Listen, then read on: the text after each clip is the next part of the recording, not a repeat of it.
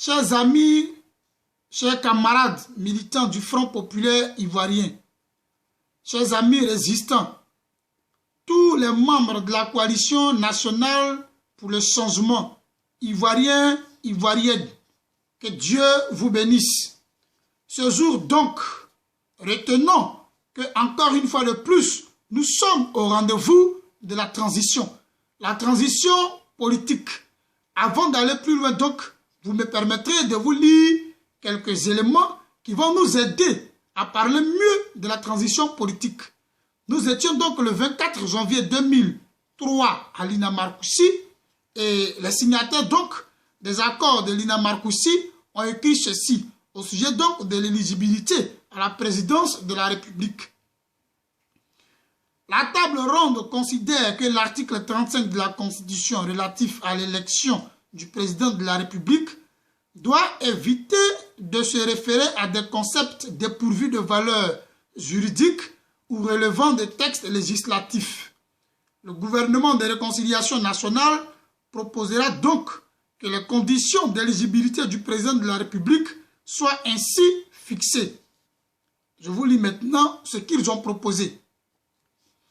Le président de la République est élu pour 5 ans au suffrage universel direct.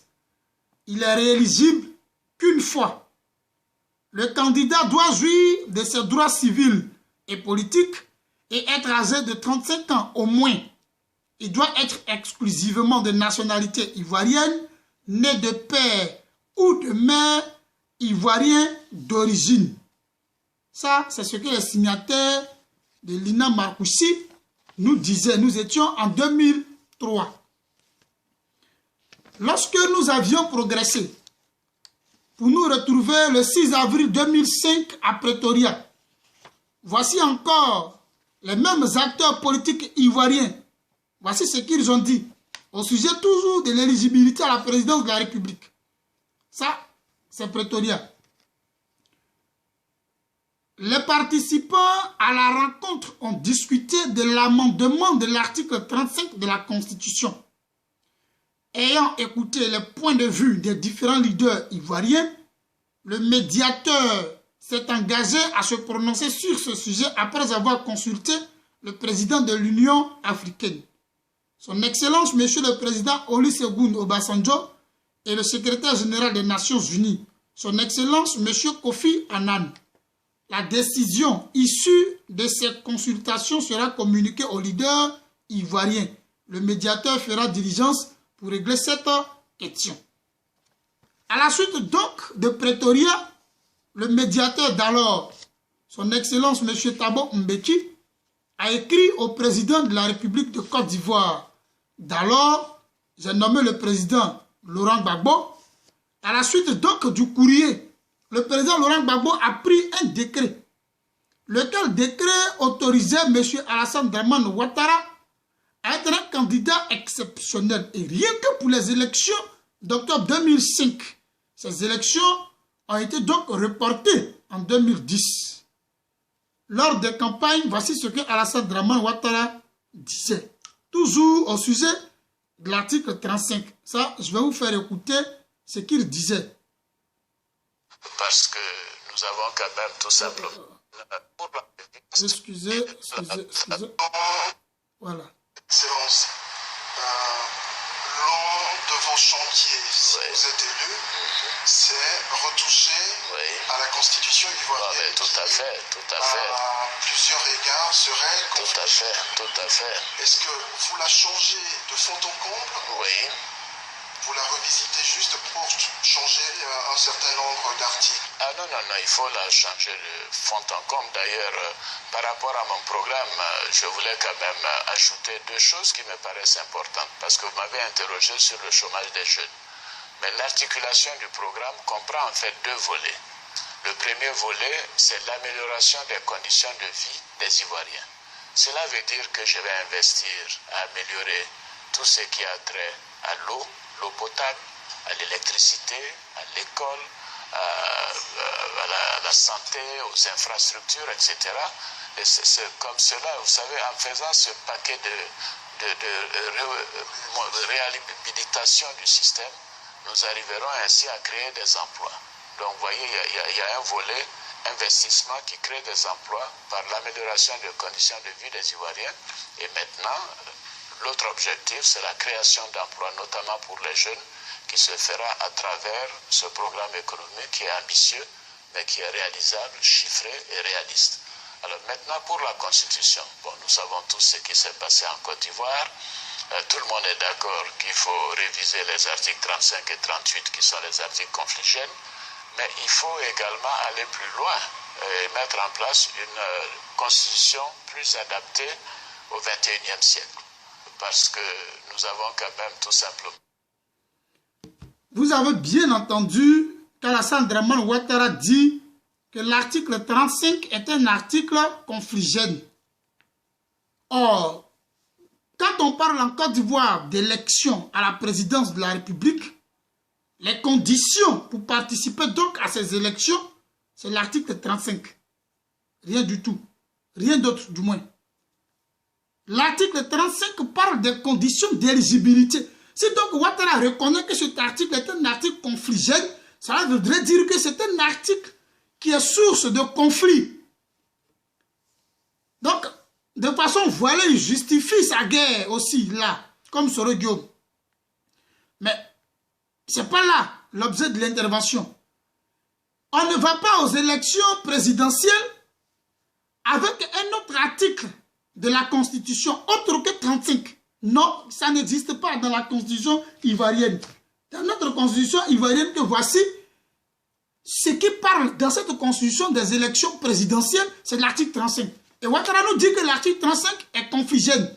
Donc, il faut modifier cet article.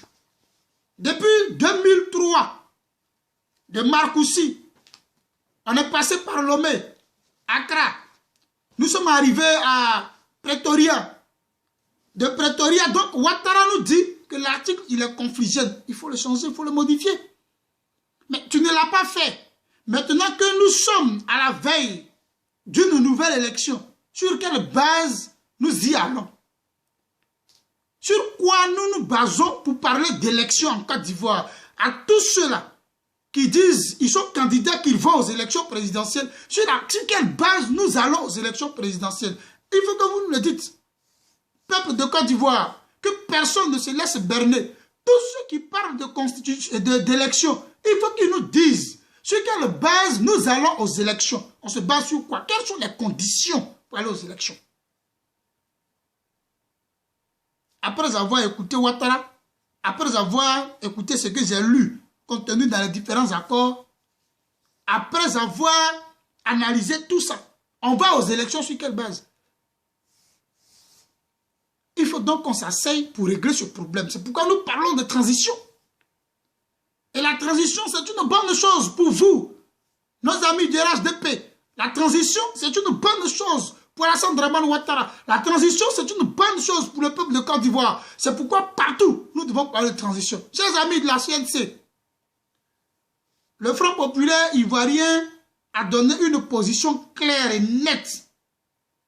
Que chaque organisation donc de la CNC donne une position claire et nette. Que chaque candidat déclaré aux élections présidentielles, membre de la CNC, donne une position claire et nette pour que le peuple de Côte d'Ivoire sache qu'est-ce qu'il en est concrètement. La transition, elle est d'actualité, mais la transition, c'est tout de suite. La transition, c'est maintenant. Il faut que partout où nous nous trouvons, nous militons pour la transition et nous devons travailler à cela. C'est pourquoi d'ailleurs, je vous dis toujours que chacun s'apprête là où il se trouve. Que chacun, c'est vrai qu'en Côte d'Ivoire, il y a la pauvreté, on ne peut pas faire de provisions sur une longue période, mais dis-toi que d'un moment à l'autre, les producteurs de vivriers peuvent actionner le moteur de la mise en place de la transition. À partir de cet instant-là, tu seras en rupture de vivriers. Que chacun se prépare. Je suis en train de vous informer. Chacun où qu'il se trouve se prépare. Parce que nous allons inexorablement vers la mise en place d'une transition politique. Et Alassane Dramane Ouattara doit le comprendre. Ouattara qui n'a jamais respecté les lois de la République. L'article 54 de notre Constitution dit on ne peut pas cumuler le poste de chef de l'État avec le poste de président d'un parti politique. Et Ouattara, il est encore président du RDR. Quoique chef de l'État. Ouattara même, dans ce que je vous ai fait écouter il y a la suite, il avait même prévu qu'il n'allait pas cumuler le poste de président de la magistrature suprême avec le poste de chef de l'État. Mais tout cela, rien n'a changé. Chers amis, nous allons à la transition. Que chacun donc se définisse par rapport à la transition. Surtout les membres de la CNC, que chaque organisation se définisse très rapidement par rapport à la transition. Que Dieu bénisse la Côte d'Ivoire, que Dieu nous bénisse. Nous sommes ensemble.